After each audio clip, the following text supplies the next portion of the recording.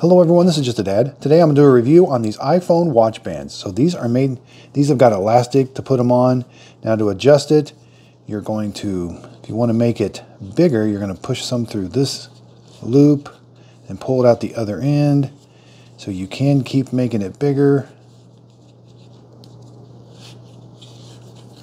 There, so it is pretty big at this point. So before the elastic is stretched about 2 1/4, about 2 inches, but it does have quite a bit of stretch to it. Now these come on and off just like a normal band. You're going to push this little button here and they just slide off. Now when you put these on, see that metal part? That metal part is going to go down towards the hook.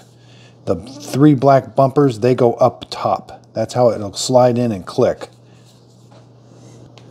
So here's all the different colors you get. These all measure the same and they all have about the same elasticity. And again, they all have the bumpers. This part up here is plastic. So I hope this video helps. Thanks everybody for watching.